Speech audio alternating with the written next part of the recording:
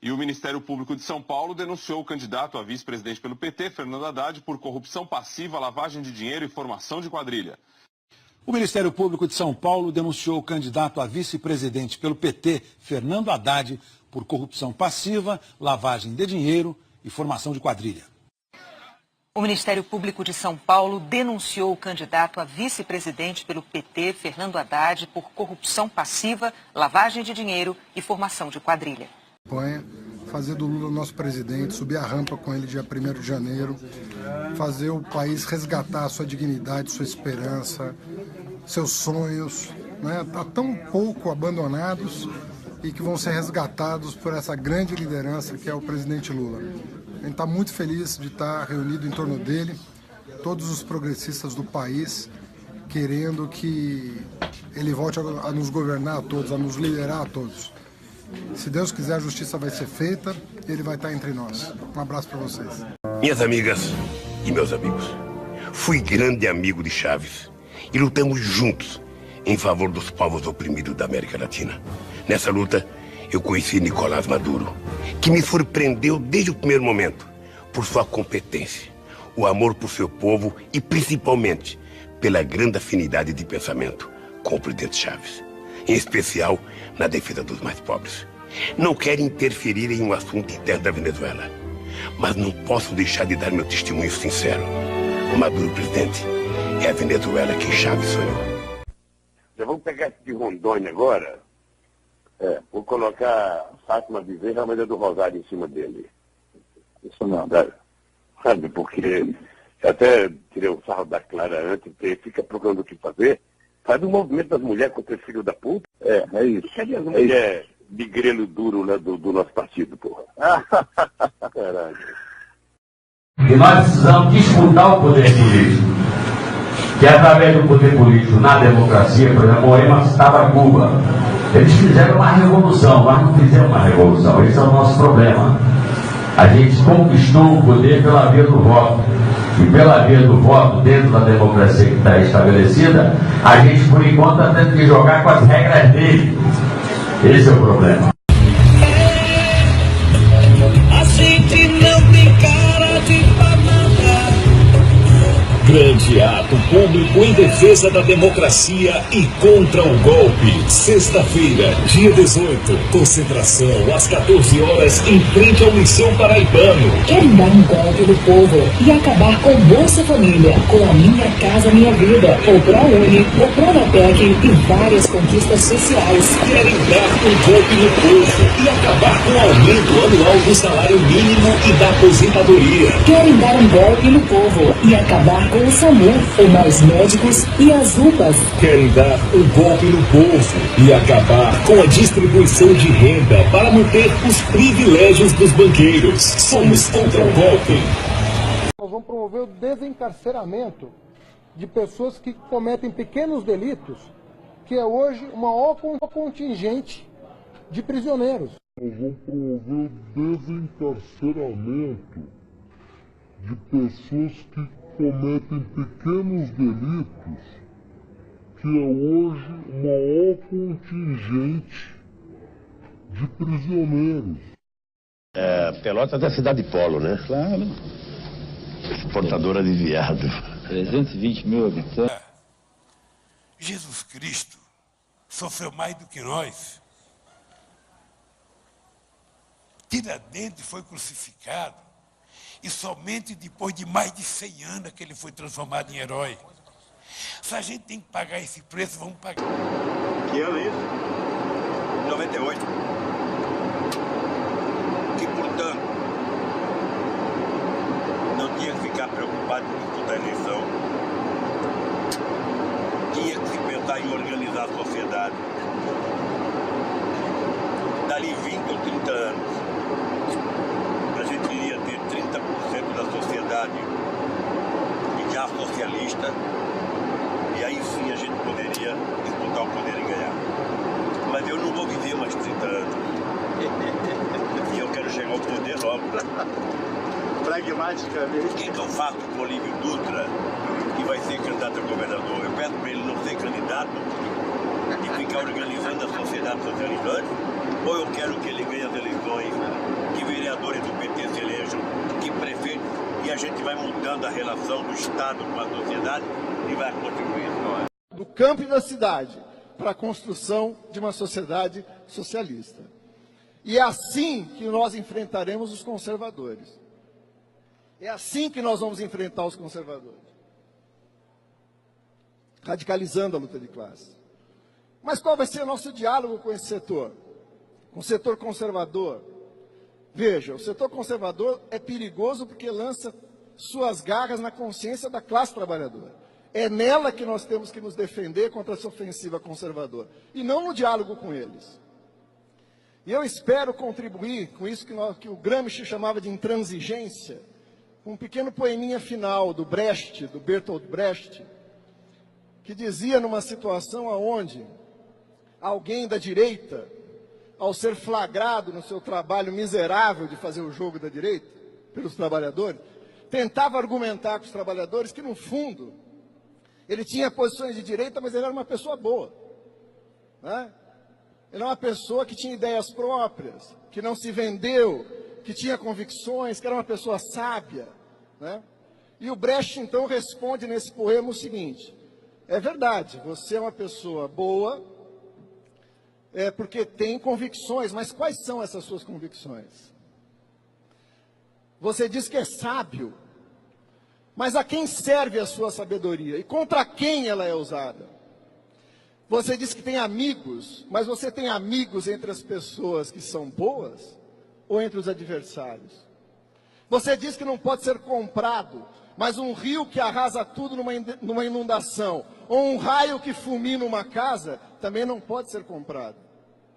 Nós sabemos que você é nosso inimigo, mas considerando que você, como afirma, é uma boa pessoa, nós estamos dispostos a oferecer a você o seguinte: um bom paredão, onde vamos colocá-lo na frente de uma boa espingarda, com uma boa bala, e vamos oferecer, depois de uma boa pá, uma boa cova. Né? Com a direita e o conservadorismo, nenhum diálogo, luta.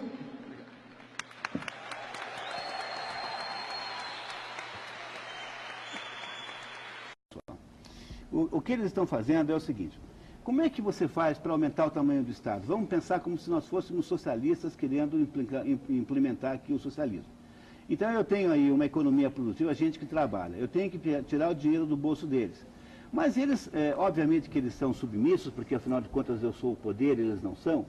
Eu posso fazer muito, eu posso editar uma medida provisória no calar no apagar das luzes do ano, como foi feita com essa 323, eu posso fazer aumentos escondidos de impostos, eu posso fazer uma porção de coisas sorrateiras.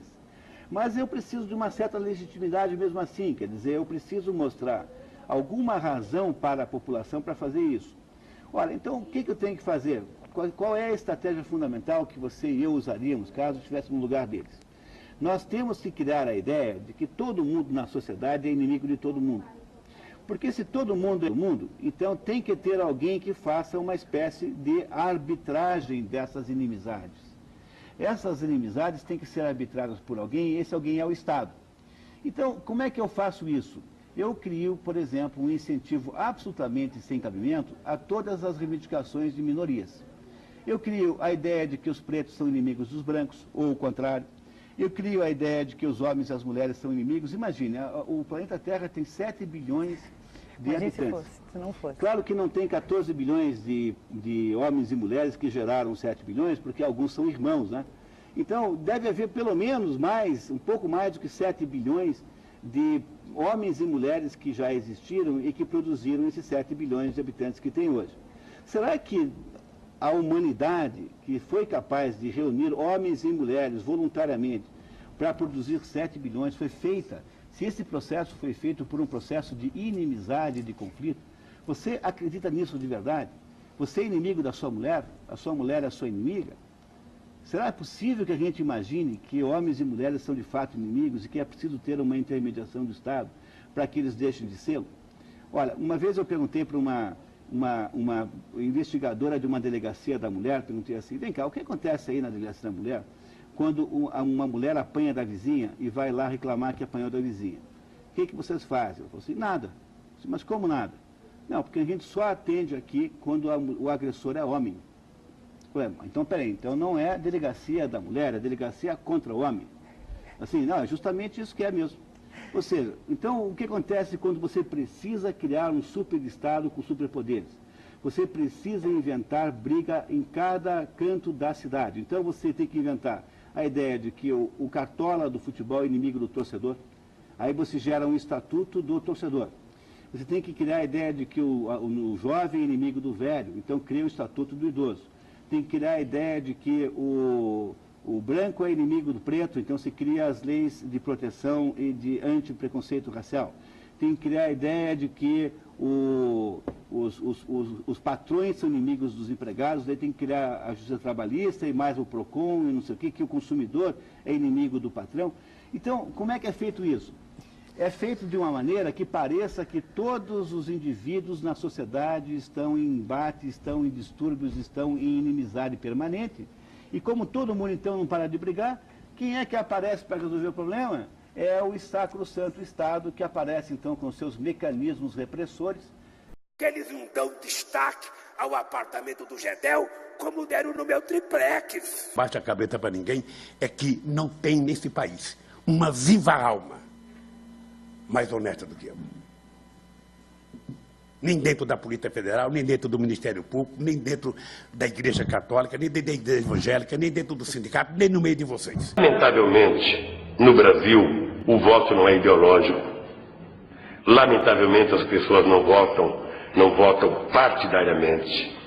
E, lamentavelmente, você tem uma parte da sociedade que, pelo alto grau de empobrecimento, ela é conduzida a pensar pelo estômago e não pela cabeça.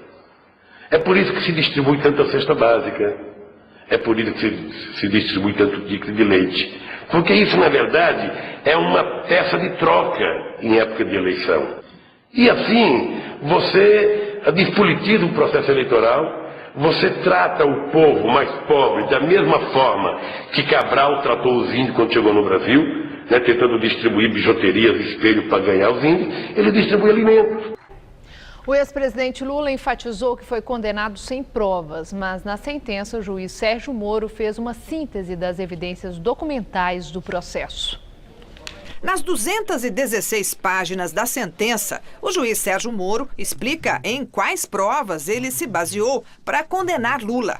Moro classificou como robusto o conjunto de provas documentais no processo. O juiz destaca documentos apreendidos no apartamento de Lula em São Bernardo do Campo, durante buscas da Polícia Federal. Entre eles, o termo de compromisso de compra do apartamento 174, que seria transformado no triplex 164A, no edifício Solares, em Guarujá. O termo não estava assinado. A perícia, posteriormente, identificou rasuras nos documentos. Outro documento apreendido na Bancop, a cooperativa que repassou o empreendimento à construtora OAS, atribui ao futuro triplex o termo de vaga reservada, o que para o juiz indica que o imóvel não poderia ser oferecido para venda. Entre as testemunhas decisivas para a sentença está o ex-presidente da OAS. Léo Pinheiro contou em depoimento que o triplex nunca foi posto à venda porque o dono real era o ex-presidente Lula e que o valor do imóvel foi abatido da conta mantida pela empreiteira para a propina destinada ao PT.